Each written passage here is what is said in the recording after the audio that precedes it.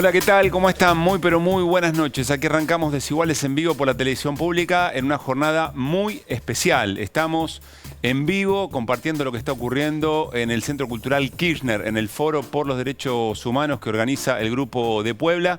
Y Lucila, con un volumen político realmente muy, pero muy importante. Lo vamos a conversar después porque ya volvemos allí. Pero digamos lo siguiente, están líderes y lideresas políticas que han sido proscriptas o que están proscriptas por distintos motivos en este momento en nuestra región. Ese es el volumen de lo que está pasando en este momento en el Centro Cultural Kirchner. Ya habló Evo Morales, ya habló Rafael Correa, está hablando ahora Baltasar Garzón, se espera por la palabra de la vicepresidenta, está Eduardo Valdés a modo de coordinador de esta mesa de trabajo, está José Luis Rodríguez Zapatero. Estamos en el living de Desiguales con el director ejecutivo de la televisión pública, Claudio Martínez, porque vamos a hablar de lo que tiene que ver con el partido del día jueves, pero como decía Pablo, hay una prioridad y es lo que está ocurriendo ahora en el CCK. Está Atilio Borón también para analizar todo lo que está diciendo en el Centro Cultural Kirchner. Si te parece, Pablo, volvemos en vivo al CCK a escuchar a Baltasar Garzón. En la sentencia del caso Vialidad, que es la que ha motivado el libro que hemos confeccionado distintos juristas y también recopilado la serie de noticias, de pronunciamientos desde Clahut, lo que vemos es que no existe esa prueba. No existe, no puede ser bajo ningún concepto base suficiente, base creíble para una sentencia como la que hemos sufrido todos aquellos que sentimos el derecho como un instrumento de paz, de concordia y de convivencia humana. Nos dicen los que no nos quieren que es que nos duele la herida, nos duele porque afecta a una de los nuestros. No, lo que ocurre es que ahora no nos callamos. Es que no nos callamos frente a un atropello judicial. Y no lo vamos a hacer.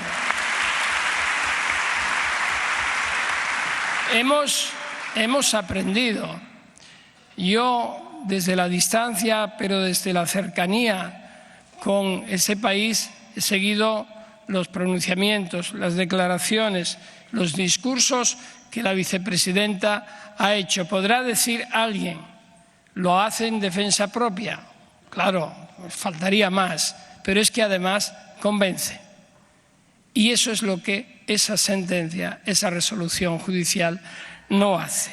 Por tanto, es la fuerza de la convicción la que le falta a esos jueces. Como también es necesario, y así lo exigimos, y lo he exigido personalmente, y lo hemos exigido aquí hoy, y más aún lo haremos, es necesario por la credibilidad del propio sistema judicial y del sistema democrático que el intento de magnicidio se siga investigando hasta sus últimas consecuencias.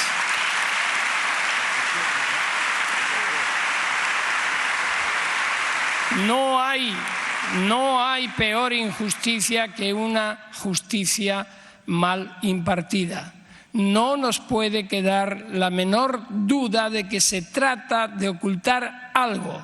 Y yo no estoy diciendo que haya que señalar previamente a nadie, pero se exige llegar hasta el fondo, porque de esa forma es como se fortalece el sistema judicial. ¿Se persigue con esta sentencia una finalidad política? Sí. ¿Con aparataje y vestimenta jurídica, incluso bastante torpe? Sí. Lo que se persigue es la proscripción de una persona que ha dedicado su vida al servicio público desde la política. Y eso es evidente, es una desproporción absoluta. Cuando dicen la depredación de no sé cuántos millones y millones de dólares, ¿cómo se puede decir esto en una resolución judicial si no tienes las pruebas incontestables de que esto es así? No puedes hacer juicios de valor, lanzar globos sonda porque generas una desconfianza que pasarán muchos, muchos años, décadas, para que la gente en este país y en otros vuelvan a confiar en la justicia. Y yo, como jurista y juez, me duele.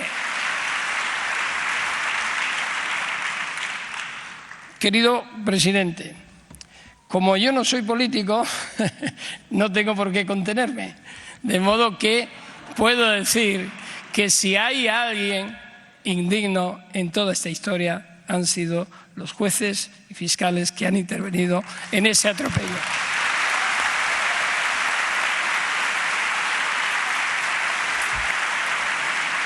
Y finalmente, querida vicepresidenta, traigo un mensaje, un saludo de una persona que también está siendo víctima del lawfare más atroz por parte del país que más practica el lawfare y la instrumentalización del derecho. Julian Assange, de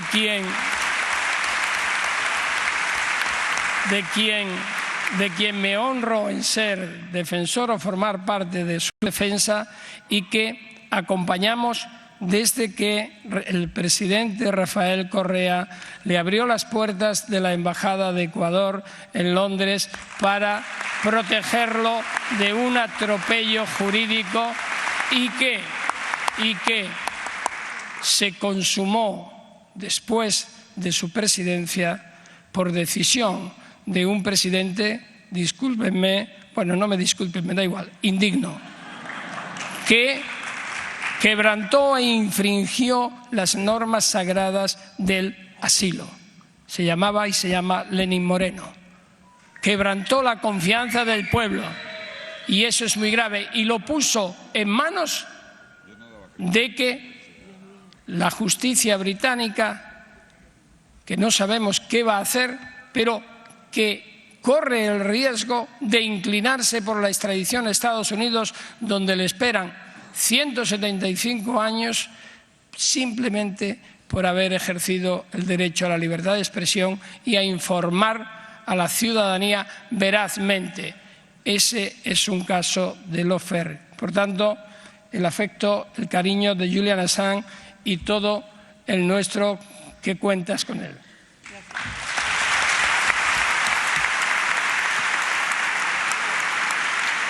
Bueno.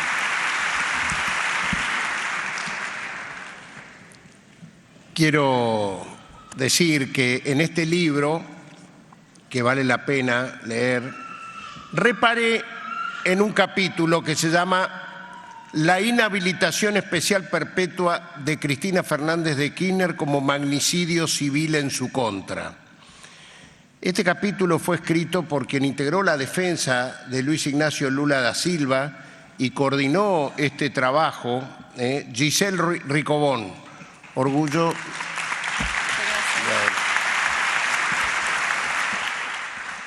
Muchísimas gracias.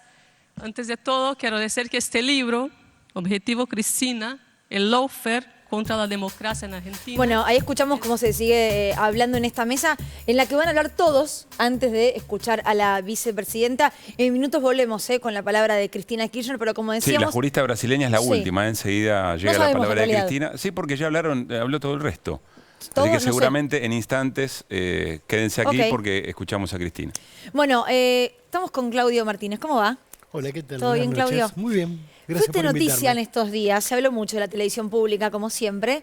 ¿Por qué salió esta resolución del Boletín Oficial que declara de interés público los partidos amistosos de la selección que va a transmitir la televisión pública el día jueves? ¿Por qué necesitaron que se declare de interés público para poder conseguir esto? Mira, habitualmente la televisión pública no pide comprar los derechos de partidos amistosos. No lo ha pedido históricamente. Cualquiera que siga la historia de la televisión pública en cuanto a deportes, no lo hemos pedido ni siquiera al partido que jugó Argentina con Emiratos Árabes una semana antes del Mundial en Abu Dhabi. Fue un partido que transmitió el cable. No es que nos pareciera irrelevante, pero no era un partido de interés muy relevante. Lo que está sucediendo en este momento con la selección después del Campeonato del Mundo, la expectativa enorme que existe con la presencia de los campeones del mundo en el país, lo que está pasando, lo que pasó en con la compra de entradas, lo que está pasando en las calles, en Ezeiza, anoche con Messi, nos dio la pauta ya desde hace un tiempo, no nos dimos cuenta esta semana, sino hace un tiempo atrás, que esto no se trata solo de dos partidos, que en términos deportivos hay que decirlo, Panamá y Curazao no son rivales de fuste para la selección. No fueron pensados para eso. No fueron tampoco. pensados para eso. De lo que estamos hablando es de una fiesta popular de proporciones, el reencuentro de los campeones del mundo con su gente, con una expectativa, insisto, muy relevante, muy determinante. En función de eso nosotros pedimos a la empresa que tiene los derechos de los partidos de la selección que nos vendiera los derechos. Hay que señalar y subrayar esto, que nos vendan los derechos. Que ustedes en paguen ningún momento para esto poder no es una transmitirlo. expropiación, no es compulsivo, etcétera. Estuvimos intentando negociar una mesa de negociación que nunca se abrió porque nos cerraron la puerta diciendo no son partidos oficiales, son partidos amistosos. Insistimos con estos argumentos de la relevancia de una fiesta popular que todos y todas quieren ver. Está claro, no hay duda de esto, lo que está pasando en las calles lo demuestra. La televisión pública, por otra parte, es el único canal que puede garantizar el acceso libre y gratuito para todos los argentinos y argentinas. Sobre eso tenemos una captura para compartir, si podemos, sobre una nota que escribió el diario La Nación. En el día no tenía firma, me parece, la nota, ¿no? No. Creo que era de la editorial del diario, firmada por la redacción. Me interesa que la compartamos porque tiene que ver con esto que vos decís, es el único canal que llega a todo el país. La Nación dice esto hoy al finalizar esta nota en la que hablan del precio del partido, algo de lo que ya vamos a hablar. Dice que entre el sector audiovisual había un gran enojo porque solamente 1 de cada 10 no tiene cable en nuestro país. A ver si podemos verlo un poco. Ahí está. 9 de cada 10 personas que ven televisión en la Argentina lo hacen a través del cable. Y abajo dice, el canal estatal no tiene cobertura en gran parte del territorio nacional al que solo sirven las cable operadoras. Pero mira lo que dice el párrafo en el medio, lo que volvería casi irrelevante en términos de alcance la decisión de compartir los derechos. Es decir, todo esto no tiene ningún sentido, dicen.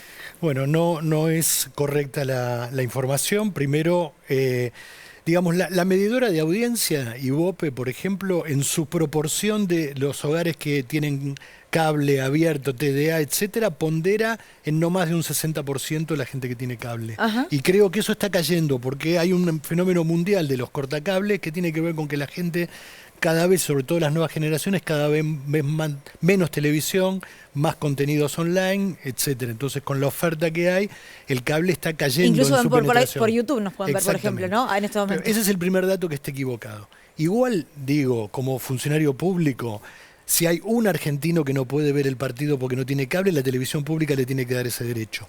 No importa, que de 9 de cada 10. Igual el dato está mal, es incorrecto. Por otra parte, la televisión pública tiene acceso gratuito a todo el país vía 3 formas. 240 repetidoras analógicas en todo el país. Con las viejas antenas, con una papa y 2 agujas de tejer, vos ves la televisión pública en buena parte del territorio. Además, la televisión digital abierta, la TDA, que son sintonizadores digitales. Ya la mayoría de nuestros televisores tienen la TDA incorporada, ya no hace falta tener un aparatito aparte para poder verla. Y además nosotros tenemos una alianza que cada vez es más fuerte, con 24 canales públicos provinciales. Los canales públicos provinciales que integran el Consejo Federal de la Televisión Pública son canales que pertenecen a gobiernos provinciales y a universidades públicas.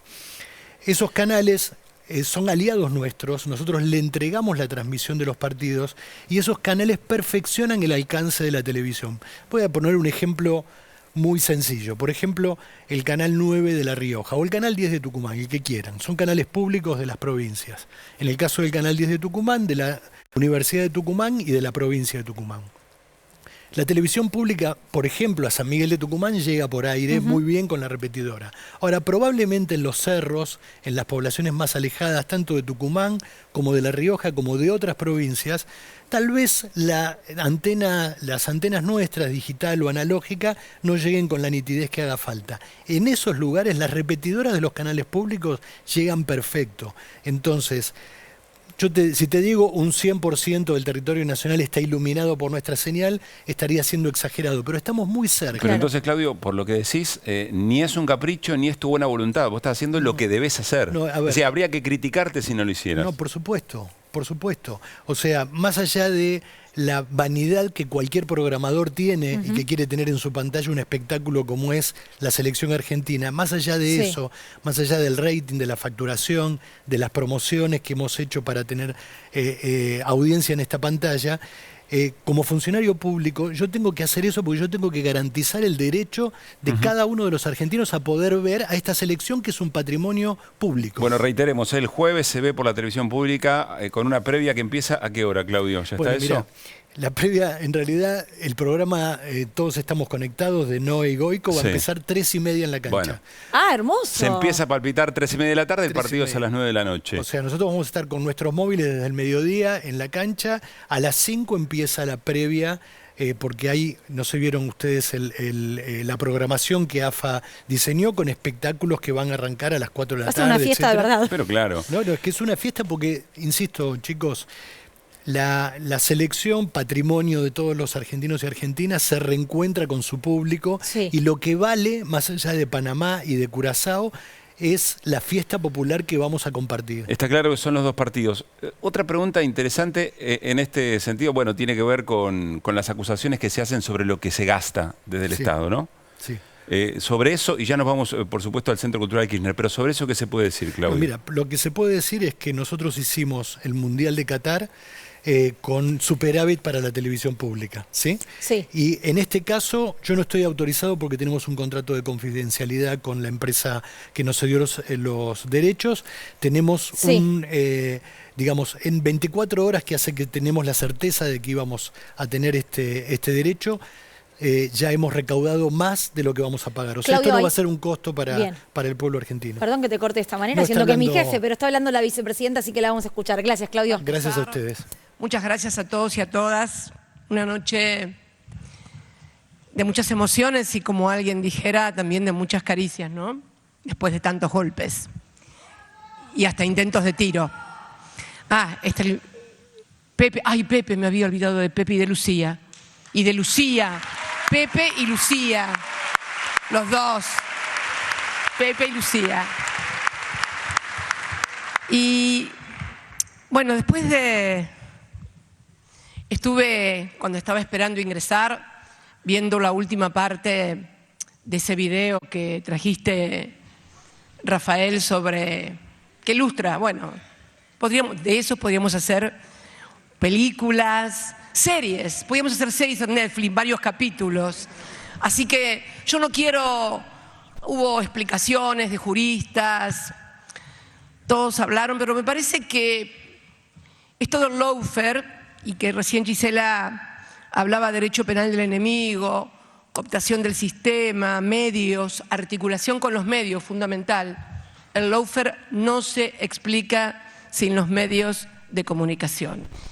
Las sentencias se escriben en los medios de comunicación y después un juez o un fiscal suscribe la acusación o suscribe la sentencia.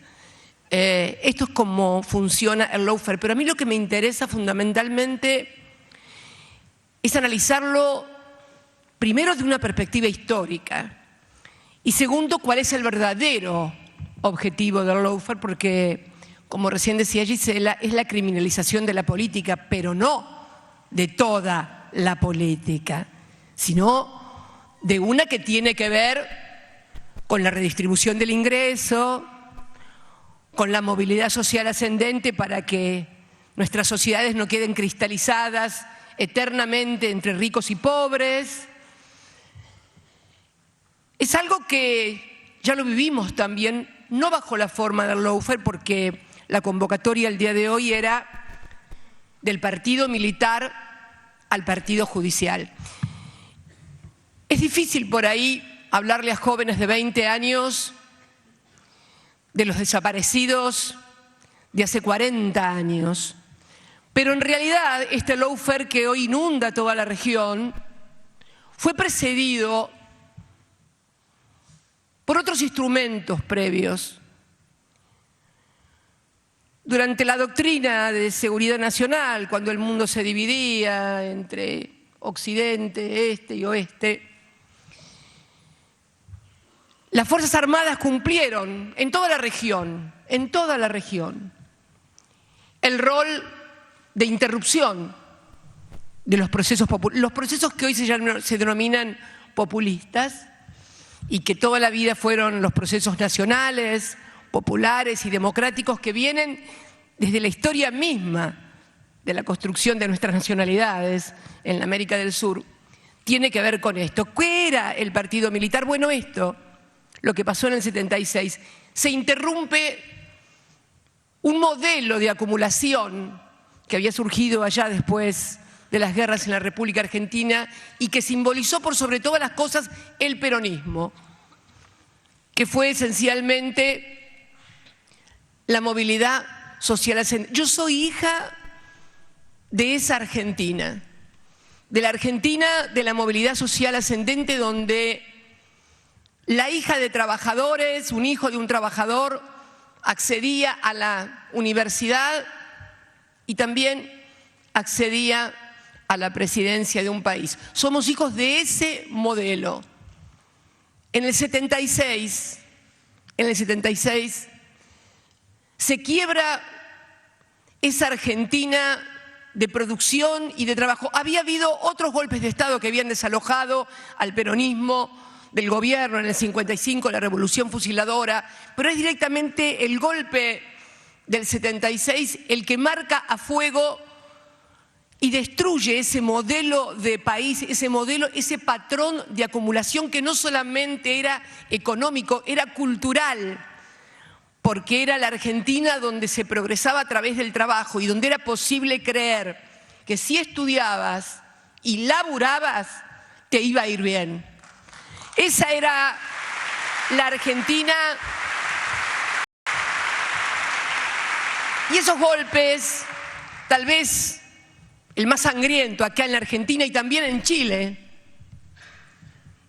ahí Marco Ominami también, como nuestros hijos, es también un hijo de ese golpe de Estado de Pinochet. Y casualmente es en Chile donde se instala el primer laboratorio del neoliberalismo en la Argentina.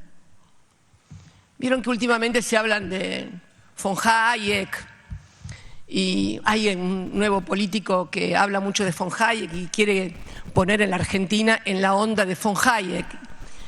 Von Hayek fue un economista de la escuela de Chicago junto a, se me fue el nombre ahora, de Milton Friedman, los años no vienen solos, dicen, Milton Friedman, y se instaló ese laboratorio neoliberal en Chile con la dictadura de Pinochet. Luego vino otro neoliberalismo, vino una ola de neoliberalismo en toda la región con las privatizaciones, pero fue el golpe militar el que quiebra ese patrón de acumulación, esa cultura, y surge y se reafirma a partir de allí la economía bimonetaria en la Argentina. Discúlpenme que hable tanto de economía últimamente, pero créanme que todo lo que pasa y todas las persecuciones y todo lo que se sufre tiene que ver con la economía, tiene que ver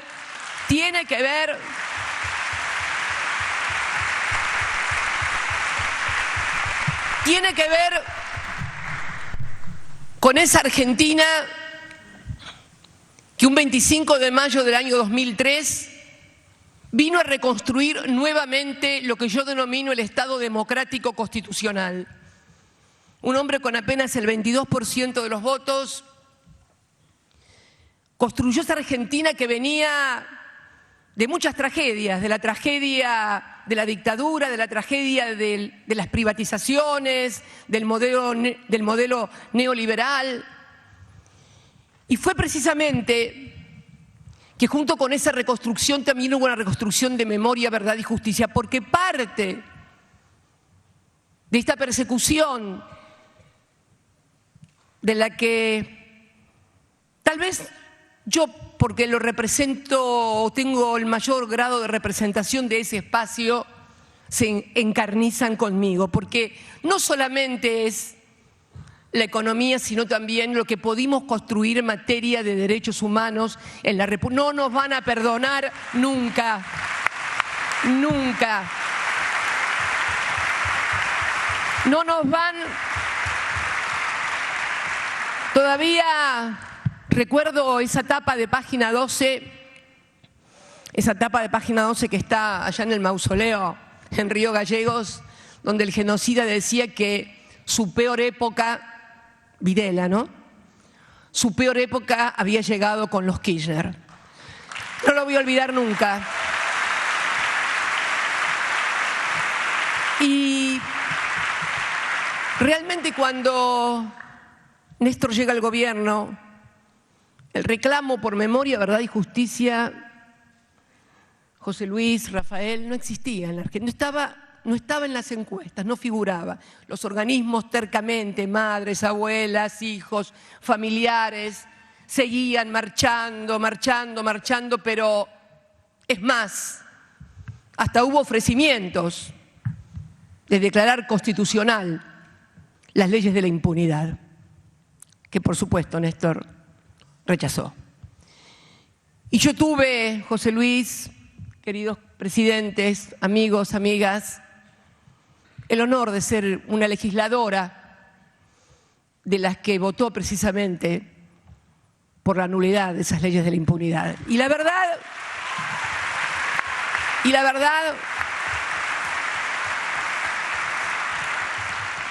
que cuando hablamos de reconstrucción de ese Estado democrático constitucional fue profundo y a fondo. Reconstituimos la autoridad de una Casa Rosada, de un poder ejecutivo. Tal vez los que hoy tengan 20 años no se acuerden, pero allá por el año 2001 los argentinos y las argentinas en las calles gritaban que se vayan todos, que no quede ni uno solo. Era el repudio a la política por lo que había pasado. Y se reconstituyó también el rol del Poder Legislativo, que para los que no lo recuerdan tampoco, el otro día alguien que lanzaba su candidatura a presidente del partido de la oposición, que parece que hubiera salido de los cráteres de Marte descubiertos últimamente, porque hablan mandando a la casa a unos y a otras, formaba parte de ese gobierno que se quedó sin gobierno cuando su propio vicepresidente denunció que habían sobornado a los senadores de la oposición, a los peronistas de ese momento, para sancionar la ley de flexibilización laboral. Sí, jóvenes y jóvenes argentinos, peronistas, libertarios, de Cambiemos, sí. Hubo un gobierno, el primer gobierno de coalición, o primera alianza, cuyo vicepresidente renunció denunciando la corrupción porque habían sobornado a legisladores. Sí, se compraban leyes en la República Argentina y las otras se obtenían con la amenaza de que había que sancionar tal cosa, déficit cero, déficit lo otro, porque si no venía el fondo y nos cortaba a todos la cabeza. Sí, hubo una época en que el Poder Legislativo era eso, y vinimos a reconstruir también eso. Cuando me tocó asumir como presidente en el 2007, en el Congreso de la Nación, yo había sido legisladora desde el año 1995, había oficialismo y oposición. Y las leyes se votaban de acuerdo a las convicciones de cada uno, sin amenazas, y también reconstruimos eso. Y también le tocó a él, con apenas el 22% de los votos, reconstruir también un poder judicial que en ese momento tenía la denominada mayoría automática y que había amenazado no al gobierno, sino a los argentinos con la dolarización de la economía. Esta era la Argentina del 2007. Vos lo conociste a Néstor, José Luis, porque... Voy a contar algo. Cuando va por primera vez Néstor a España, le dicen, José Luis era obviamente el presidente del Partido Socialista Español, del PSOE. Eras presidente del PSOE, ¿no? Claro. Secretario general, cierto, ustedes tienen secretario general. Bueno, el que manda, bueno, yo soy peronista, ¿viste? Somos todos... No. Sí, mucho eso no lo entiendo. Bueno, eso es más de izquierda, nosotros somos peronistas. Pero, y sí, la verdad. Bueno, nada. Y entonces le dicen, no, ¿para qué lo vas a recibir a José Luis Rodríguez Zapatero? Si no van a poner... Claro, la derecha, Aznar reinaba más que gobernaba en España. Y esto dijo, aunque no tenga un voto, los voy a recibir igual, dijo. Y lo recibió. Y bueno, y después José Luis, en una elección maravillosa, en la que prácticamente era imposible que ganara el PSOE, fue presidente del gobierno español.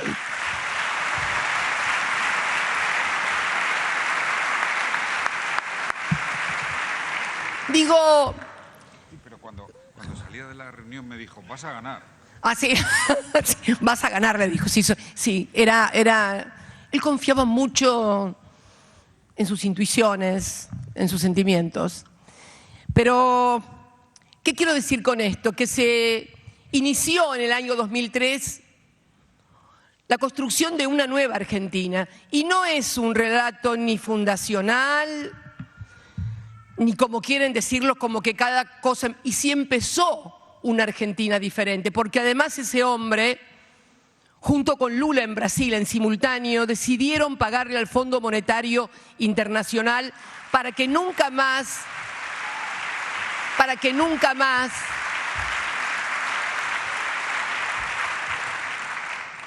pudiera dirigir la economía en la Argentina. Vinieron muchas cosas, la recuperación de las AFJP, la recuperación de nuestra petrolera de bandera, YPF, las políticas sociales, satélites. Miren, y al mismo tiempo en toda la región, los gobiernos de Rafael Correa en Ecuador con su Revolución Ciudadana, Lula en Brasil con el PT, Evo Morales con el Movimiento al Socialismo, Hugo Chávez en Venezuela. Querido Hugo, a mí cuando iba a Europa me preguntaban, pero los populismos ahí, el chavismo, el Pepe, el Frente Amplio en Uruguay, Fernando Lugo en Paraguay, fue la década virtuosa, no lo digo yo. Hay un libro de Tomás Piketty que está analizando ahora donde dice que fue el momento donde más se redujo la desigualdad económica y social en la región. Esta es la clave. Esta es la clave. No nos persiguen porque somos populistas o de izquierda o de derecha o de abajo y de arriba. No, porque igualamos a las sociedades, porque la justicia social, el derecho de los trabajadores a participar activamente en el Producto Bruto de lo que producen. El partido militar, cuando golpea el gobierno peronista del 76 bajo la excusa de la guerrilla, que quiero decirles a todos los que no vivieron aquella época que la guerrilla ya había sido derrotada militarmente en nuestras regiones. Habían tenido derrotas políticas previas y luego fueron derrotados militarmente. Fueron la excusa para lo que vino después, que fue toda la oleada neoliberal. Pero quiero decir con esto que de la misma manera, en ese momento los trabajadores participaban en el 51% del Producto Bruto económico del país. La misma, exactamente la misma participación que tenían en diciembre del año 2015.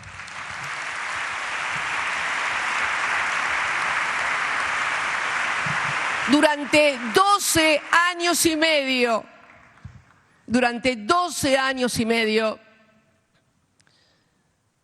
pudimos reconstruir con mucho esfuerzo, con, yo no sé si los mejores, porque sería, pero miren, ustedes vieron todo lo que se construyó a partir del año 2015, de diciembre del 2015.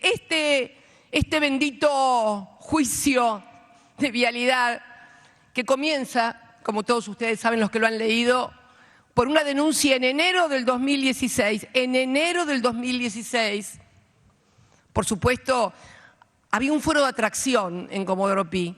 Todas las denuncias, las 600 y pico denuncias, siempre caían en 2 jueces.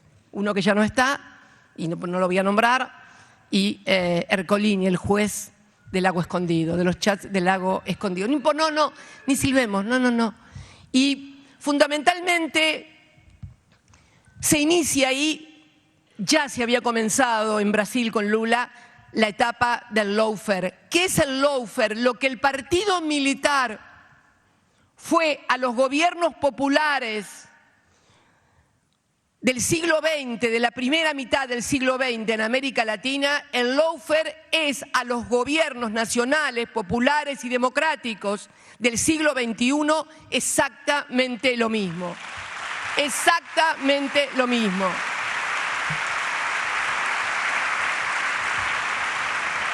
Y comienza a construirse algo. Miren, en estos días electorales que corren en la Argentina, uno puede recoger frases maravillosas, porque de aquella construcción que comenzaron a partir de la nueva oleada de neoliberalismo que comienza en diciembre del 2015 en la Argentina, que comienza también luego en Ecuador, que comienza con la destitución de Dilma en Brasil, comienzan a construir la teoría de que se robaron todo, se llevaron todo, están endeudados, tuvimos que volver a endeudar, tuvimos que contrajimos 100.000 millones de dólares de deuda para pagar la deuda de ellos. Claro, se olvidan de las cosas que dijeron. Yo quiero recordar alguna frase, tal vez si la podemos, la primera, la de Nicolás Dujovne, un ministro de Economía, José Luis, ministro de Economía que finalmente con el gobierno anterior terminamos en el Fondo Monetario Internacional, decía, cuando le tocó asumir como ministro, Argentina tenía niveles de endeudamiento bajísimos, tanto a nivel del gobierno como a nivel de las empresas, como a nivel de las familias. Hace unos días más, uno de los candidatos de la fuerza de la oposición, que gobierna la ciudad, dijo que cuando asumió Macri en el 2015, cuando le preguntan si iban a sacar el cepo es la figura que no permite que cualquiera compre todos los dólares que nosotros lo tomamos como medida de administración en el año 2012 y era de $2.500 por mes, ahora es de $200. Era diferente, dijo en el 2015. Había reservas en el Banco Central. Fíjense, no lo dije yo, lo dijo el jefe de gobierno del candidato.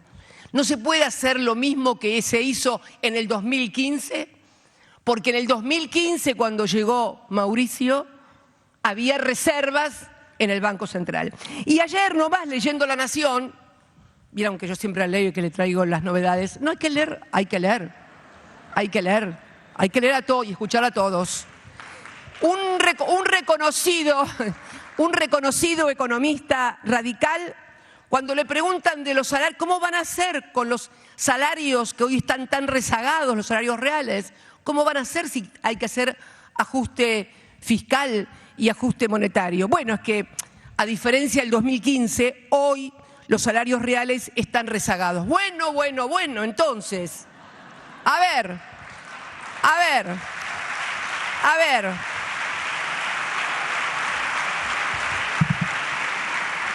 En el 2015 no había deuda, ni de empresas, ni de Estado, ni de familias. Tampoco estaba el Fondo Monetario Internacional, eso lo agrego yo.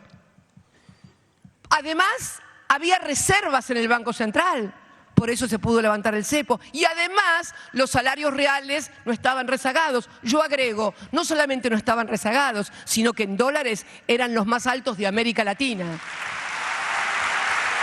Entonces,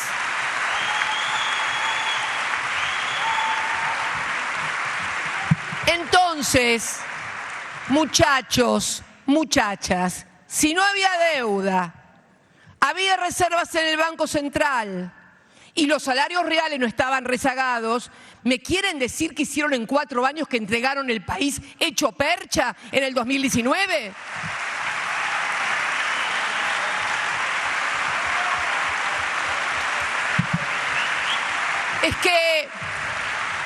Es que como dijo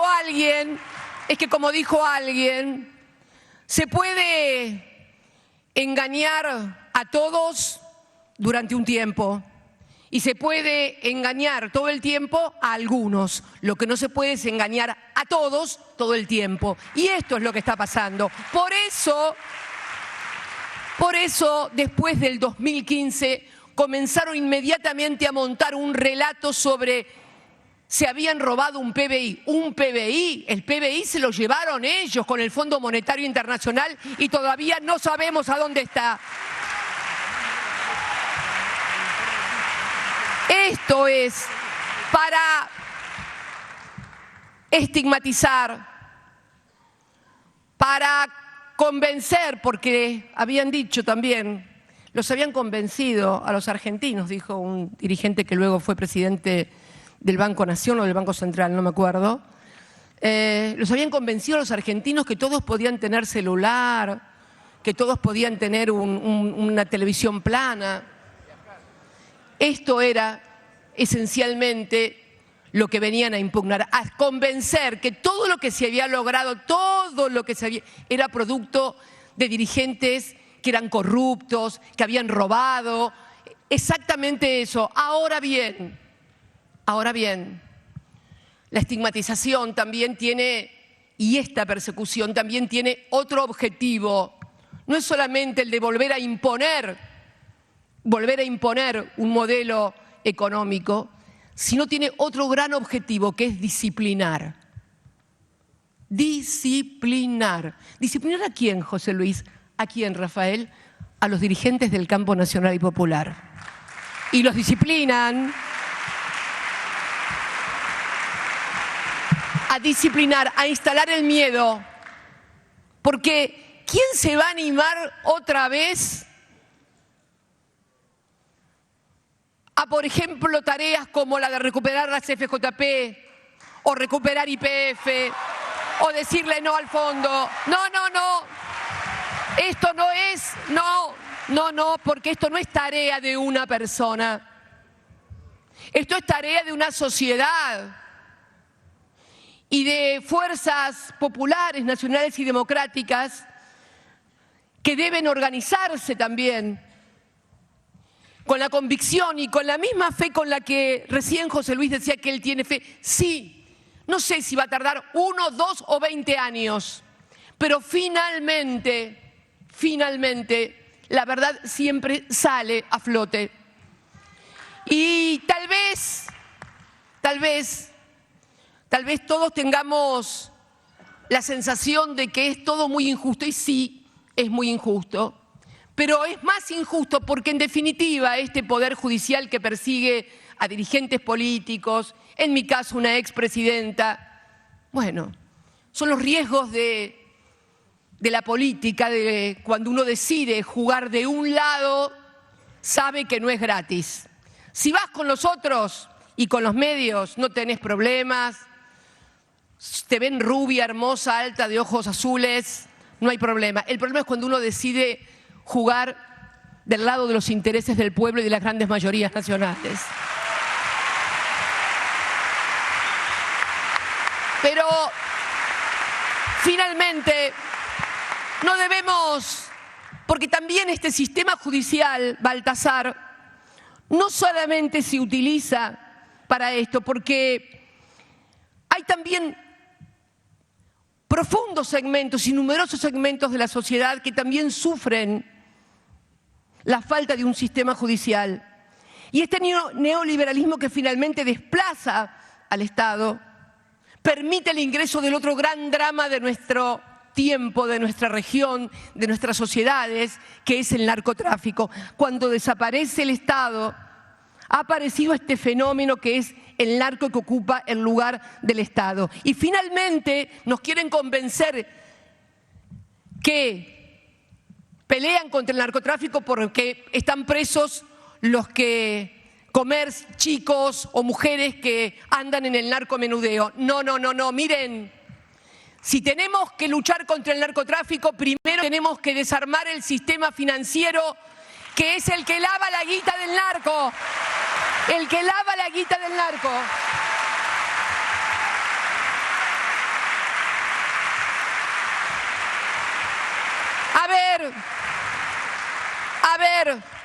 A ver si vamos a creer que bandas con nombres pomposos de analfabetos son los que arman las ingenierías para lavar los miles de millones del narco. Por favor, despabilense todos de una buena vez.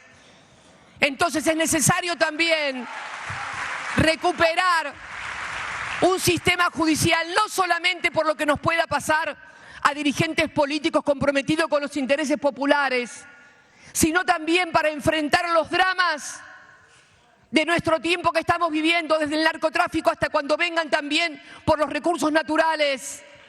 Esto es necesario. Esto es necesario. No me interesa, en definitiva, si nos van a condenar, si me van a inhabilitar, si me van a meter presa, no me importa. Lo que me importa fundamentalmente es que volvamos a reconstruir un Estado democrático y constitucional en el cual las garantías que establece la Constitución no sean cartón pintado. De esto se trata, volver a construir un país como el que alguna vez tuvimos, porque se puede hacer, porque una vez lo hicimos, y porque lo hizo el peronismo en el siglo pasado, y porque además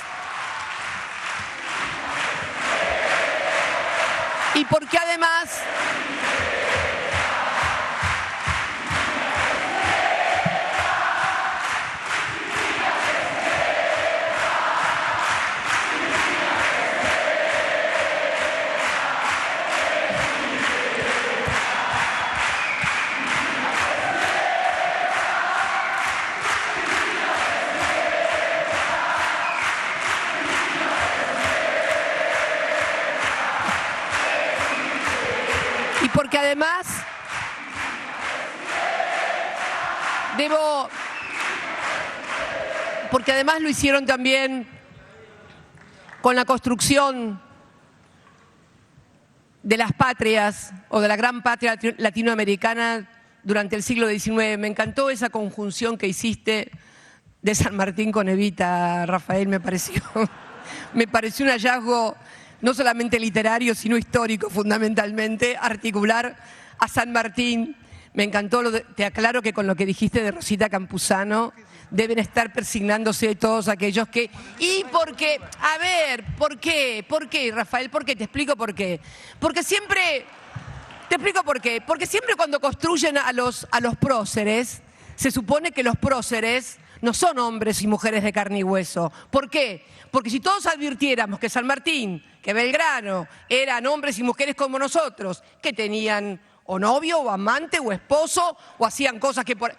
Entonces se cae. Y entonces, ¿por qué te tienen que denigrar? Porque si el prócer es alguien impoluto que está ya volando casi como un santo, y nadie de nosotros es un santo, y por lo tanto nadie se siente digno de emular a San Martín. Pero créanme que San Martín era un hombre como todos ustedes, nada más que tenía mucho coraje y mucho amor por la patria, que esto es lo que se necesita tener hoy y siempre. Coraje y amor por la patria. Muchas gracias a todos y a todas.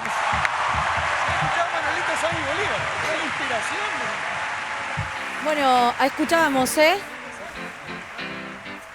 díganme si estamos abiertos o no.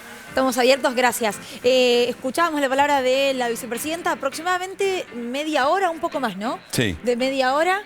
Se creía que iba a hablar cerca de 1 hora y pico, pero fue un discurso más breve. Estamos con Atilio Borón, por supuesto, para charlar sobre esto, también con nuestros compañeros, con Nico, con Néstor y con Flor. A ver, Caruso, primeras impresiones, y lo decíamos, ¿no? Varios de los temas ya expuestos en otros discursos, quizás lo que tiene que ver con narcotráfico, sistema financiero, algo que no se venía poniendo mucho sobre la mesa. Un tema muy interesante sobre dónde se lava la guita narco y arrancar por ahí. Pero déjame con lo que arrancamos el programa y le damos paso también a lo que estaba pasando en el Centro Cultural Kirchner, Lucila, es el ámbito donde esto es dicho.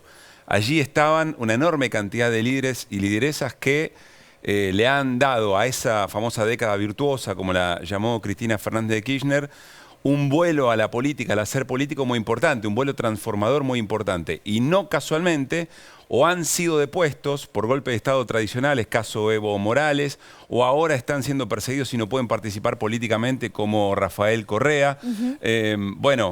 Podríamos hablar también de Lugo, lo mencionamos también fuera de aire, del propio Lula, ahora en ejercicio, y allí estaba Cristina Fernández de Kirchner. En definitiva, un encuentro del Grupo de Puebla dentro del Foro por Derechos Humanos, que lo que quiere hacer es respaldar la garantía de representación política de Cristina Fernández de Kirchner frente a lo que se considera una persecución para sacarla de la cancha. Yo insisto, el vuelo político, Lu, el peso político de ese foro, de esta mesa que acabamos de ver. Y todo esto dicho, bueno, y en este contexto de la Argentina, de América y de América del Sur, me parece que hace a esta narración que hizo Cristina, que nuevamente vuelve a vincular el modelo económico que pretendió instalar, podemos decir con cierto éxito, el terrorismo de Estado en la Argentina y en el resto de los países de la región de manera sistemática, y su continuidad durante todo este tiempo. Eso es lo que me parece desde Correa, Zapatero, Evo, etcétera, Samper han advertido, que hay por detrás el intento de, a través del terrorismo de Estado, hoy a partir del Poder Judicial o un sector del sistema judicial, de volver permanente ese modelo económico. Sí, y disciplinar, ¿no? Ella dice, modelo económico y disciplinamiento, que nadie se atreva a hacer lo que a nosotros no nos gusta, que nadie se atreva en este caso y en el contexto de la semana del 24 de diciembre a llevar adelante políticas de memoria, verdad y justicia. 24 de marzo, perdón. Que nadie se atreva a ese tipo de movimientos que no nos gustan, que no nos interesan y que vamos a encargarnos de que esto quede bien en claro. De hecho, pensaba, ¿no? La excepción es lo que han dejado el poder de manera, natural. Pienso en Pepe Mujica y en Rodríguez Zapatero, ¿no? Dentro de los que estaban ahí, sacando Zapatero, que no tiene que ver con Latinoamérica. Pero si uno piensa en Paraguay, en Bolivia, en Brasil, y en lo que ocurrió también, luego en Ecuador, ahí está, claro. Gracias Nico, con Correa, la situación fue muy distinta a una elección como la que se dio con Mujica. Yo propongo, tenemos un programa especial y muy poquito tiempo, nos quedan, 40 minutos de programa. No tenemos mucho tiempo. Abramos micrófonos también de Néstor, de Flor y de Nico, y en la charla con Atilio participemos, enriquezcamos o intentemos hacerlo lo que acabamos de vivir. ¿Qué haces, Atilio? Buenas noches. ¿Qué tal? Buenas noches, ¿cómo les va? Dijiste que no al CCK para venir acá, Atilio, gracias. Se agradece. Todos ahí, menos yo, ¿no? Menos vos, por eso digo. Bueno. La interna con Atilio. No, de ninguna manera. Quisiste estar acá, no, la verdad que tenía la invitación y me pareció muy importante estar acá. Bueno, creo que, a ver, el marco donde Cristina dijo lo que dijo es muy importante, ¿verdad? Ustedes lo señalaban recién, líderes políticos, simbolizan toda una época en América Latina. Creo que ha habido un discurso con este componente más fuerte, a mi manera de ver, y más novedoso, que fue la vinculación del tema del narcotráfico con el sistema financiero. Esto realmente es una afirmación muy, muy fuerte, muy importante. Algo había dicho antes también Rafael Correa, ¿no es cierto?, hablando de las guaridas fiscales, etcétera. Es un gravísimo problema del sistema internacional que afecta a todos los países. Me parece muy bien como ella lo marcó, ¿no es cierto?, por una parte. Y lo otro, bueno, la idea de el proceso de disminución de las desigualdades que efectivamente se produjo en América Latina, pero yo agregaría de que esa disminución realmente no impidió luego una reversión ¿no es cierto? Porque lo que ella dice es cierto, pero también es cierto que hoy en día estamos con niveles de pobreza realmente espectaculares. Y de desigualdad también. Y de que es lo que desigualdad remarcaba. muy grande en América Latina, lo cual de ninguna manera... A ver, vos decís, ¿qué falló en esa construcción política para que en 4 años lo que parecía irreversible fuera totalmente reversible? Claro, lo que pasa es que yo te digo, si hay una palabra que no uso para hacer análisis histórico, es la palabra irreversibilidad. Porque la experiencia histórica demuestra que cosas que parecían absolutamente irreversibles, no solo en la Argentina ni en América Latina, también en Europa. ¿Quién te iba a decir que en Europa iba a tener un problema, por ejemplo, en Francia, con la seguridad social como tenés hoy? Aquella conquista, ¿verdad?, del capitalismo keynesiano era ya irreversible. Nada. Estados Unidos, Donald Trump. ¿Qué es lo que...? No hay nada irreversible. Y acá lo que nos pasó fue que... faltó, ¿verdad?, reaseguros fuertes como para que esos avances en el combate a la pobreza, caso de Brasil, que fue un éxito espectacular de Lula, y luego se vinieron todos abajo, no resistieron. Entonces, quiero señalar el éxito que ha tenido en este caso la persecución política, porque todos los líderes, hombres y mujeres que estaban allí, están todos, corríjame, en edad de ejercer. Totalmente. O sea, podrían estar hoy conduciendo destinos o encabezando listas o participando activamente en sus países. Correa no puede pisar Ecuador. No. Podrían estar efectivamente conduciendo procesos políticos. Claro. Aún habiendo perdido elecciones. Lo cual, digamos, emite una nota de optimismo que me parece muy importante también marcar, ¿no es cierto? Porque en un ambiente como el que vivimos en la Argentina, en donde se habla casi en términos fatalísticos de que hay una derrota inexorable del gobierno, me parece que esto que está pasando ahora, y esta venida, y estos discursos, y estos apoyos internacionales, etcétera, más otros signos aislados que hay por ahí, ¿verdad?, que tendrían que tomarse muy en cuenta. Por ejemplo, el hecho de que un gobierno como el de Petro haya podido avanzar, cumplido ya varios meses de gobierno, logrado algunas reformas importantes que están siendo combatidas por los jueces, obviamente, lo mismo que acá, allá. Pero bueno, Petro ya aprendió un poco las lecciones de países como la Argentina. Bueno, Colombia no fue parte de esa oleada, justamente, ¿no? Digo, la vio de afuera y aprendió también un poco de la lección o del ejemplo de lo que eso terminó siendo. Colombia y López Obrador. El discurso de López Obrador del otro día, extraordinario, en el Zócalo de la Ciudad de México, cuando él anuncia la nacionalización del litio. Yo te digo, decía, ay, ¿por qué acá no lo copiamos? Porque el litio, digamos, se dice el oro blanco, sería para hablar mucho, ¿no es cierto? Pero bueno, habla de un cambio en el clima cultural, que es algo de que está presente en el discurso de Cristina, el modelo económico, el modelo político y también una cultura, ¿no es cierto? Lo voy a arrastrar a Néstor Espósito a la charla, dale. porque fuera de aire, solos, por fuera favor. de aire decía Néstor, bueno, sí, pero esto es para los propios de este espacio, digamos. Yo quiero ¿no? decir que Néstor fue el único que escuchó el discurso parado. Néstor me suena que cuando un partido de fútbol es el que se para y camina atrás del sillón, ¿no? Están todos sentados y él camina. ¿Me equivoco, Espósito? No se equivoca. Es cierto, es cierto. No, lo que planteaba, y lo planteábamos fuera de cámara, era que esto tiene un volumen político importante, tiene un bagaje político por la fuerza del peso específico de cada uno de los personajes, pero me parece que no deja de ser una manifestación endogámica de un grupo de gente que están atravesados por la misma injusticia y que se reúnen poco menos que para lamerse las heridas. Quien ha sacado esa imagen de lamerse las heridas y ha planteado un discurso hacia futuro, un planteo hacia futuro, fue quien cerró el acto, que es la vicepresidenta. Lo que digo es que si se juntaran en un foro más o menos parecido, personajes como Marine Le Pen de Francia, Jair Bolsonaro, Donald Trump, y por Argentina participaran Patricia Bullrich o Javier Milei, tendríamos un escenario más o menos parecido a con un signo ideológico distinto, y cada uno estaría regodeándose de lo que produjo su propio espacio puertas adentro. En el terreno de enfrente... Ninguno de esos gobernó, ¿eh? Es cierto, pero bueno... Bueno, a lo que, y Trump y Bolsonaro sí. A lo que voy es que si la discusión política se trata de convencer al que está por fuera de ese espacio, no sé si actos como este, con el volumen político que tienen, sirven para captar, aunque sea un puñado de votos de aquellos que no están convencidos de que tienen que seguir ese modelo político. ¿Nico? Yo me quiero quedar quiero hacer un poco más zoom a la lógica nacional. Estaba notando mientras escuchaba el discurso de la presidenta que no es el primero que hace... La vicepresidenta, perdón. No es el primero que hace con una mirada mucho más externa de la lógica nacional. Yo estaba anotando cosas que integraban los discursos de Cristina y me puse como un límite medio caprichoso, que fue hasta el intento de magnicidio. Hablaba de una suma fija, cuestionaba los off the record del gobierno, hablaba del Festival de Importaciones, hablaba de cómo se iba a distribuir el crecimiento, sobre todo del año 2021 y 2022, y hablábamos de quién tenía que usar la lapicera. Ahora el discurso es lawfare a nivel regional, la situación del sistema financiero, el narcotráfico, digo, como que si se hubiese corrido de, al menos en términos discursivos, porque en términos de gestión está claro que no, en términos discursivos de la interna. Pero ¿no? espera, Como, Nico, sí. Primero, ¿a quién tenía alrededor hoy? Y segundo, ¿cuál era el sentido de este foro y de este discurso?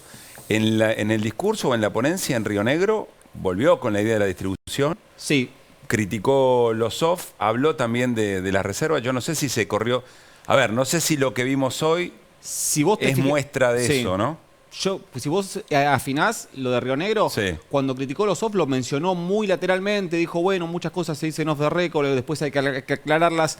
No es la forma en la que me parece nosotros conocemos. Cristina Fernández de Kirchner tiene acostumbrado, voy a usar este verbo, lastimar cuando quiere lastimar. Me parece que cuando enfoca lo que quiere condicionar, es cierto que después, cada vez que miro el listado que hice, digo, bueno, el Festival de Importaciones era Culfas, lo sacó, la situación de los off the record, la distribución, lo de, bueno, para mí también esto hay que leerlo en una nueva estructura que tiene el gobierno, donde el manejo de la economía... Está claro que, mal o bien, nos guste o no nos guste, con resultados o sin resultados, tiene el aval de la vicepresidenta y me parece que eso también cambia un poco el rol que ella juega dentro del gobierno al frente de todos. Ahora, me interesa preguntarle a Tilio, primero sobre lo que dice Nico, si coincidís, y sobre lo que dice Néstor, que me parece muy interesante, es esto de, bueno, ¿a quién se convence con esto que se dijo? ¿O se convence a alguien con esto que se dijo hoy? Porque pienso en Lula, por ejemplo, ¿no? Digo, el que de este grupo... logra, luego de la persecución, luego de la cárcel, volver a la presidencia. Sí. Está bien, con una alianza más amplia, con un discurso más moderado, uno podría decir adaptándose, pero logró convencer entonces. Convenció, digamos, a una parte importante de la población brasileña, mejor dicho, recuperó a una parte importante de la población brasileña que había creído en él. Y tuvo un incremento marginal que no fue muy significativo. Ahora, el problema acá, lo que decía Nico y Néstor, es muy importante.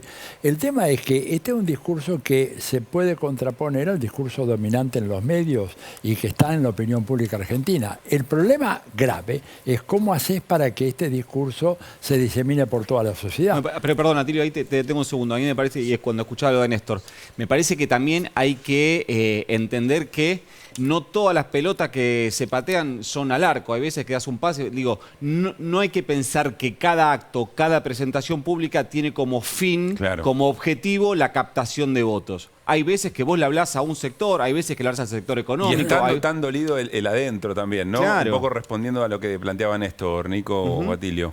Pero mira, es que yo creo que, escúchame, estamos en un año electoral. Es la figura política más importante de la Argentina.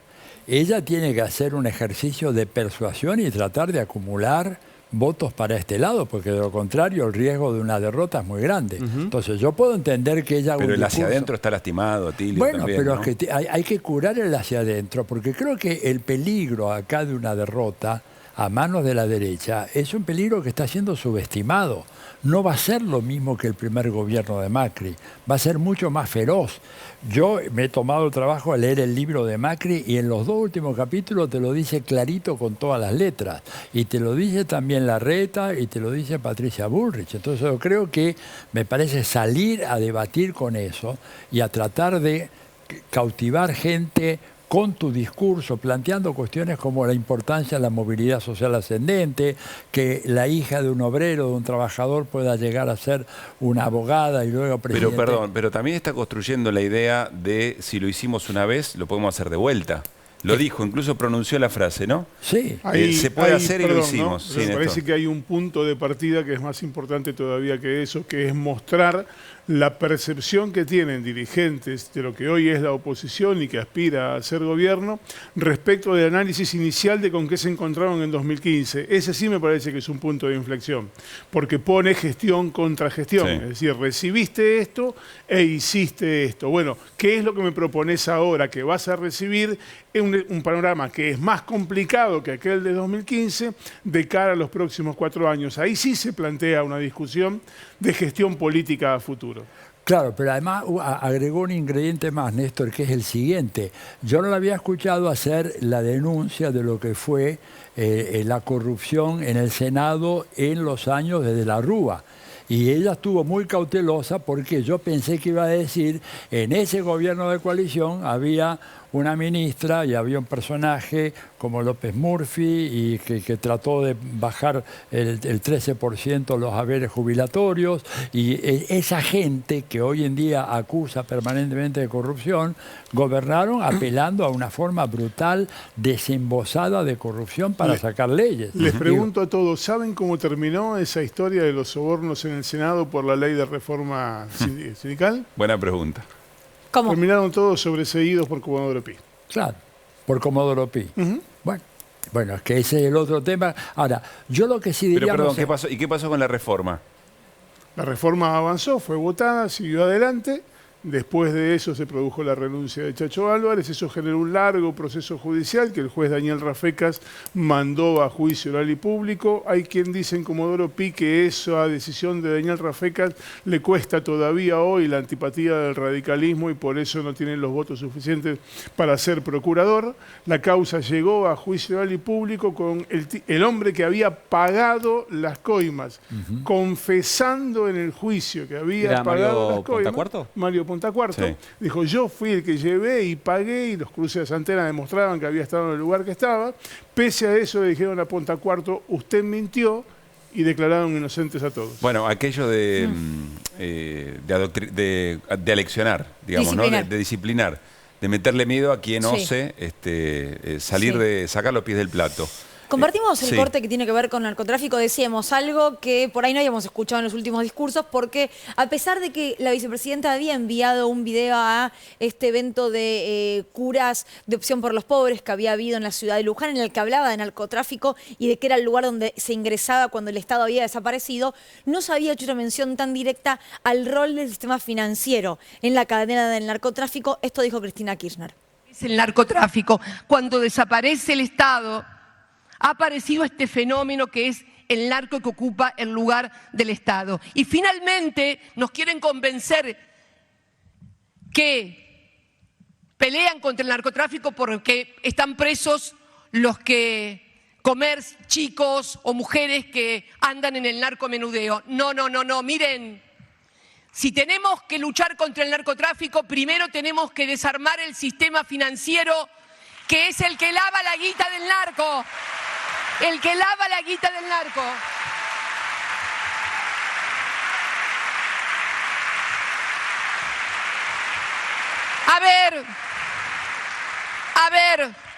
A ver si vamos a creer que bandas con nombres pomposos de analfabetos son los que arman las ingenierías para lavar los miles de millones del narco. Por favor, despabilense todos de una buena vez.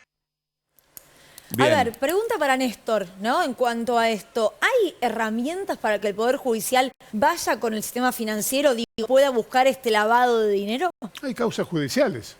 Hay causas judiciales de cuentas secretas de argentinos en el exterior, hay cuentas judiciales de la banca exterior, de varios de los bancos privados de plaza más importantes, y por supuesto que están las herramientas. El fuero penal económico de la capital federal, fuero federal en lo penal económico, abro un paréntesis, en la jerga judicial se lo conoce como el fuero penal cómico.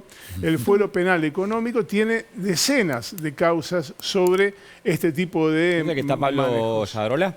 Ese mismo. El juez de los Huemules. Uno de los jueces que viajó al lago escondido. Sí, claro, además está tipificado el delito de lavado de activos y está tipificado el delito de narcotráfico y están ambos asociados.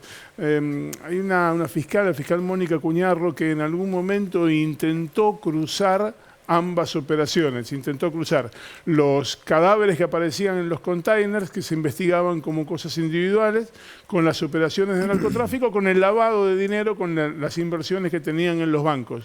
Se disolvió la comisión en la que estaba trabajando. Hay que decir también, lo comentamos recién fuera de aire con Atilio, que hay un decreto ley de la dictadura cívico-militar que modificó el esquema financiero en la Argentina, que no ha sido modificada en democracia. Claro, la famosa ley de entidades financieras de Martínez de Oz, que es un problema gravísimo, digamos, en la Argentina, ¿verdad? Porque prácticamente te hace imposible controlar justamente lo que dice Cristina, el sistema financiero. Eso desregula, para decirlo rápidamente, desreguló asquerosamente el sistema financiero. El sistema financiero y facilitó todas estas operaciones especulativas y todas las deformaciones que ha tenido el sistema financiero argentino en los últimos años. Ahí se perdió una oportunidad extraordinaria, no nos olvidemos, en el 2011 había mayoría en ambas cámaras del Congreso y quórum propio. Y se tendría que haber resuelto ahí ese tema. Hablando de la irreversibilidad, ese hubiera sido un cambio profundamente irreversible. Casi irreversible, casi irreversible. Tenemos una información de último momento, tiene que ver con la economía. Es una semana muy importante, ustedes lo saben. Hay medidas que se anunciaron, como por ejemplo la intervención ayer de Edesur. Pero Flor, vos tenés datos sobre algo que va a pasar mañana. Esto todavía no se comunicó oficialmente. Así es, sí. La información es del Ministerio de Economía que tenemos, como bien decís, no está oficializada en el sentido de que no hubo un anuncio concreto, pero efectivamente ya tenemos la información del Ministerio que conduce Sergio Massa, que mañana va a haber medidas para el mercado financiero. Hoy la están siguiendo muy de cerca desde sectores bancarios, Alix, digamos, el mercado en general. Pero lo cierto es que son medidas que van a impactar también en tu vida, así que vamos a explicar un poco, no tanto la parte financiera del bono, de si es legislación local, extranjera, sino más bien cuál es el objetivo de estas medidas que van a salir publicadas por decreto, y también va a haber muchas resoluciones, no solo del Ministerio de Economía, sino del Banco Central y de la Comisión Nacional de Valores. Repasemos, Flor, alguna de esas medidas. Sí, la que vos nos puedas explicar clarito, porque si no...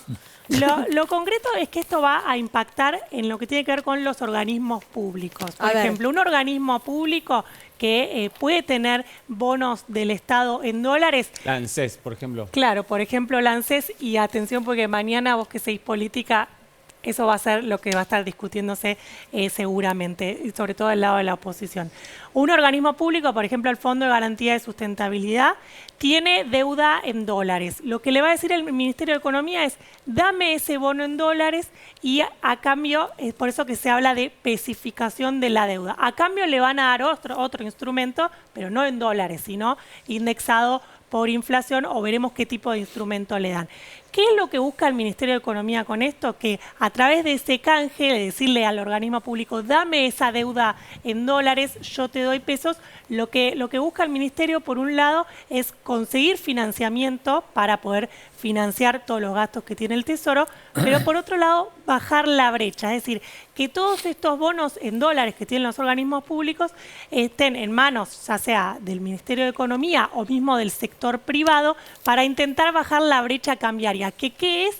Cuando vos ves que sube el dólar MEP, el dólar CCL, que por más que no lo compres, eso impacta también en el dólar blue. Entonces, si vos tenés todos esos dólares subiendo mucho, lo que te genera es mucha expectativa de devaluación y crees que en breve el dólar oficial también va a pegar un salto. A ver, repasando entonces, correginos si en pos de resumir la complicamos, pero se van a especificar deudas en dólares que tienen organismos descentralizados del Estado, como por ejemplo ANSES, como decía Nico. Así es, sí, es correcto. Eso es lo que se va a hacer. ¿Es obligatorio esto o es optativo? Bueno, es un canje de deuda, pero lo van a hacer obligatorio. Fuerte convencimiento, podemos decir. Es como medio que no te queda otra, hermano. Una oferta que no se puede dame el bono en dólares. Claro, dame los dólares. Dame el bono en dólares. Estamos hablando bien. Estamos hablando bien. Te estoy hablando bien. Te estoy hablando bien, dame el bono en dólares. Sí, y de nuevo, lo que está detrás, ¿cuál es el objetivo del Ministerio de Economía? Por un lado, obtener financiamiento en pesos. Esto es, el Tesoro a través del mercado se financia para hacer frente a todos los gastos que tiene que hacer. Este año se viene muy complicado por la sequía que impacta en la actividad económica, por ende en la recaudación, y también la sequía implica que vas a recaudar mucho menos. Entonces, para completar la idea, lo que está haciendo el Ministerio de Economía, por un lado, es buscar financiamiento en pesos en un año en que la recaudación te va a caer mucho. En pesos. Flor, tengo una pregunta. ¿Por qué le decías a Nico atención? Porque la oposición mañana va a hablar sobre el ANSES y este canje. ¿Qué ves ahí? Porque esto impacta en organismos públicos como el Fondo de Garantía de Sustentabilidad, al cual tiene bonos en dólares, y si le decís, dámelos, a cambio te lo canjeo, te doy este bono que puede estar indexado por inflación o lo que sea, pero no sería bono, no sería deuda en dólares, digamos, no sería un bono en dólares. Entonces lo que se puede criticar ahí, que ya estaba viendo que seguramente va a ser la discusión de mañana, y hasta incluso algunos ya están hablando de que podría haber alguna judicialización de esto, de que lo que está detrás del Fondo de Garantía de Sustentabilidad es, en definitiva, los fondos que también respaldan la jubilación. Que pueden estar refinanciando. No, por ahí la forma simple de explicar por qué esto va a generar mucho ruido político es, pensémoslo en tu caso en particular, si vos tenés un papelito que te dice que te deben dólares y te lo quieren cambiar por uno que te dice que te deben pesos. No parece ser la mejor negociación, pero como no soy economista, no opino. Ahí está. Ahora, ¿esto es potencialmente perjudicial para los futuros jubilados? Sí, lo cierto, estaba preguntando eso recién en Economía.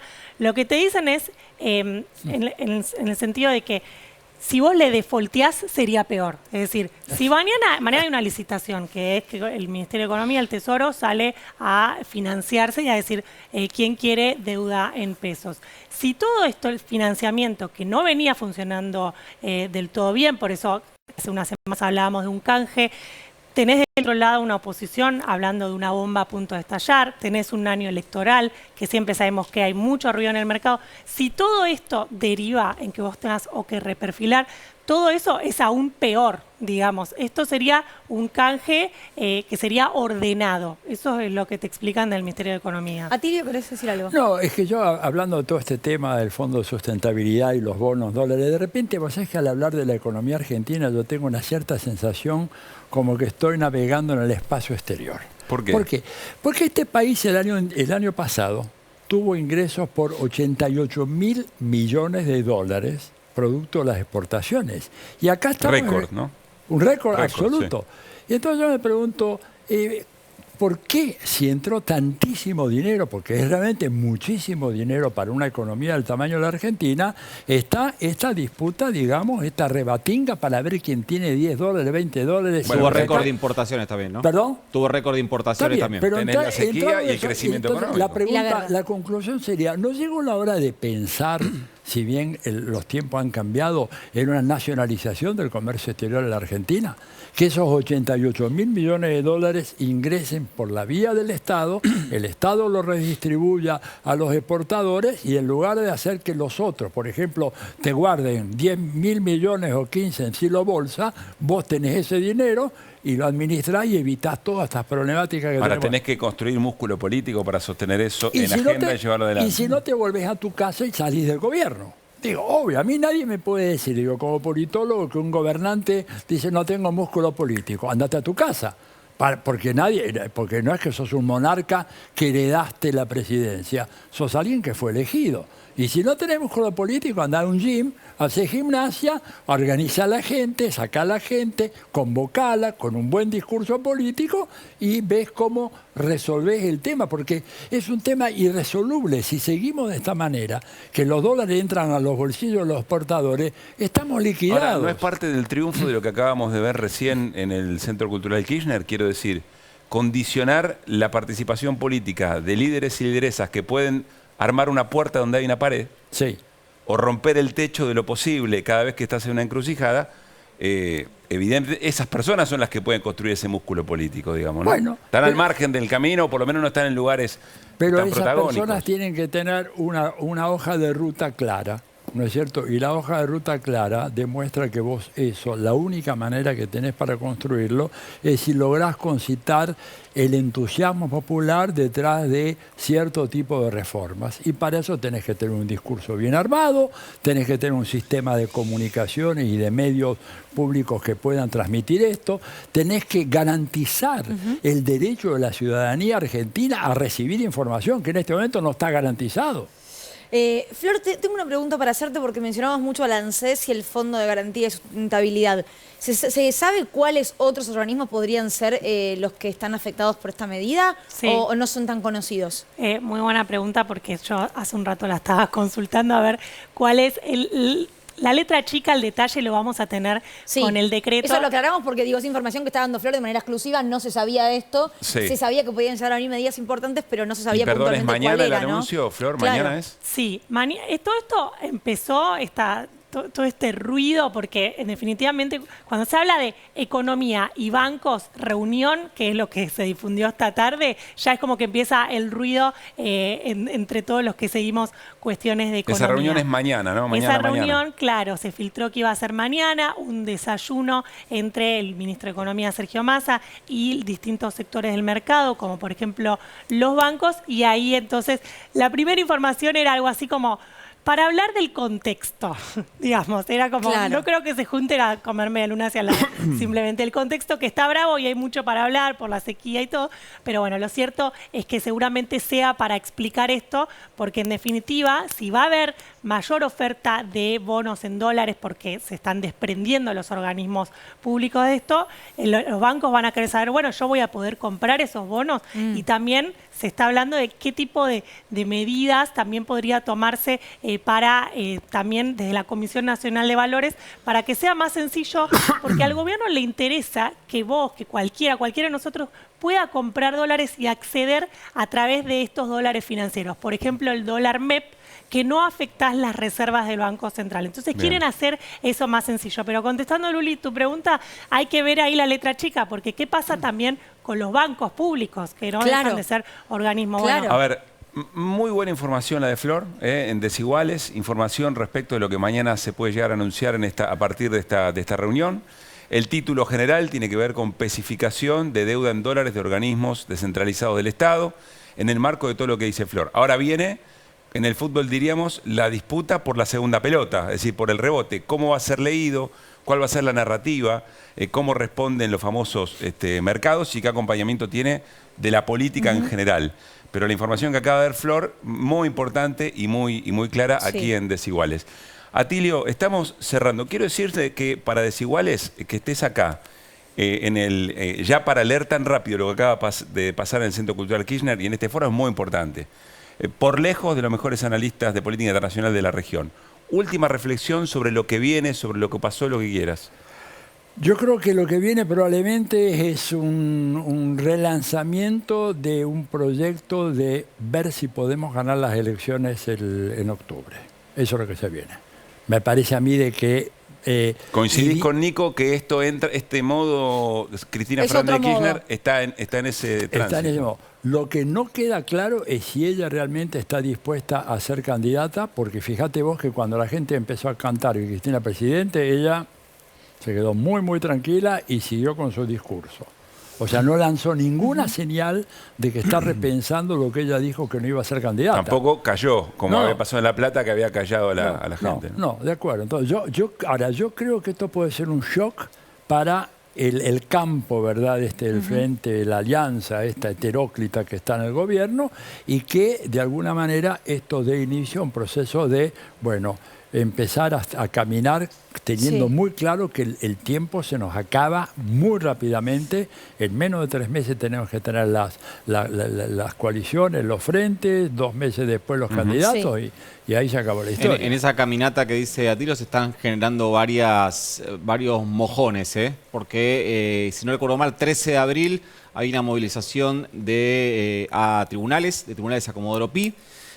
Ahí va a haber 2 actos más en La Rioja y en Chaco, y el 25 de mayo, esto que se conoce como la Mesa de Ensenada, el grupo más kirchnerista que se junta una vez por semana aproximadamente, está empezando a trabajar en lo que van a presentar como una marcha federal. Ubíquense, de mayo, Sí. vamos a estar ya en etapa muy definitoria en términos de candidaturas. Mientras mes. vos lo despedís a Tilio, yo iba a anotar heteróclita y después ir al Heteróclita. mataburro. Sí, y yo te voy a decir que vos hablaste de segunda pelota, ya las ligó todas Central, ¿eh? Qué mal que jugó Huracán. Hablando de fútbol, vemos la promo de lo que se va a venir el jueves aquí en la televisión pública, partido Argentina contra Panamá, y ya volvemos.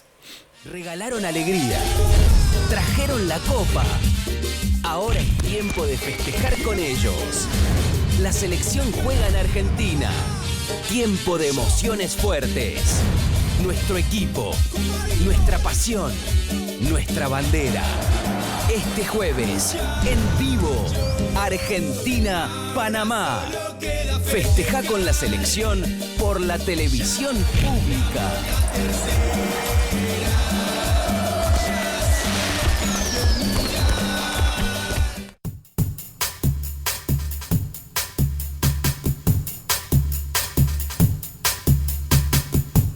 Seguimos. Me encantaría que lo cuentes un día eso.